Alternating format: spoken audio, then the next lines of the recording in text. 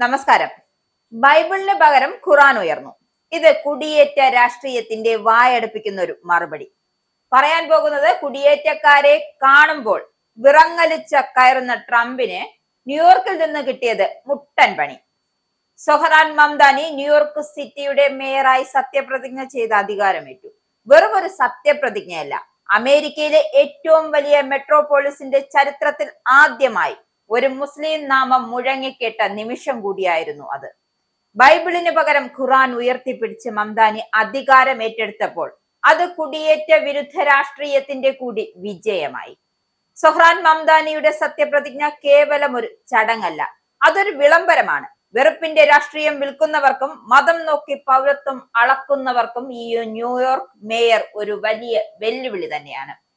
ഖുറാനിലെ വചനങ്ങളിൽ തൊട്ട് അദ്ദേഹം അധികാരം ഏറ്റെടുക്കുമ്പോൾ വൈറ്റ് ഹൗസിലെ ചില പഴയ മുഖങ്ങളിൽ അമർഷം പടരുന്നുണ്ടാകാം.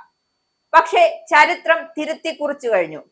കുടിയേറ്റക്കാരും സാധാരണക്കാരും ഇനി ന്യൂയോർക്കിന്റെ നെറുകയിൽ തലയുയർത്തും.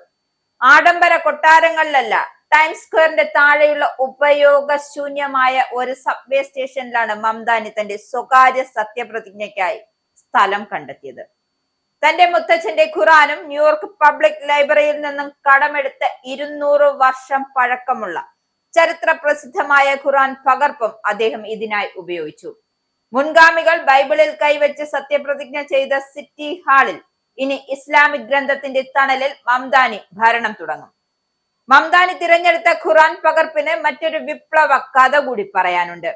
പ്രശസ്ത കറുത്ത വർഗക്കാരനായ ചരിത്രകാരൻ ആർത്തുറോ ഷോബർഗിന്റെ ശേഖരത്തിലുണ്ടായിരുന്നതാണ് ഈ ഗ്രന്ഥം. 19-ാം നൂറ്റാണ്ടിൽ ഓട്ടോമൻ സിറിയയിൽ നിർമ്മിച്ചതെന്ന് കരുതുന്ന ഈ ഖുറാൻ ഹാംലം നവോത്ഥാനത്തിന്റെ സ്വർണകൾ കൂടി പേറുന്നുണ്ട്.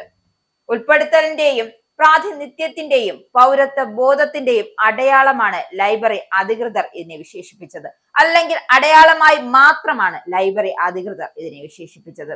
ഗാസയിലെ വംശഹത്യക്കെതിരെയും പലസ്തീൻ അവകാശങ്ങൾക്കായും ശബ്ദമുയർത്തിയ മംദാനി തന്റെ നിലപാടുകളിൽ ഉറച്ചു നിന്നു.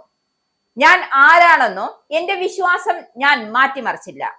ഇനി ഞാൻ നിഴലിലല്ല വെളിച്ചത്തിലായിരിക്കും എന്ന അദ്ദേഹത്തിന്റെ മാസ് ഡയലോഗ് വിമർശകരുടെ ആകെ വായടപ്പിക്കുകയുണ്ടായി. കുടിയേറ്റക്കാരെ വിദേശ കീടങ്ങൾ എന്ന് വിളിക്കുന്നവർക്ക് ന്യൂയോർക്കിലെ ജനങ്ങൾ നൽകിയ ശക്തമായ തിരിച്ചടിയാണ് ഉഗാണ്ടയിൽ ജനിച്ച ഈ ദക്ഷിണേന്ത്യൻ വംശജന്റെ വിജയം. 9/11 ശേഷം അമേരിക്കയിൽ മുസ്ലിങ്ങൾ നേരിട്ട് ഇസ്ലാമോഫോബിയെ കുറിച്ച് സോഷ്യൽ മീഡിയയിൽ മംദാനി പങ്കുവച്ച വീഡിയോകൾ തരംഗമായിരുന്നു.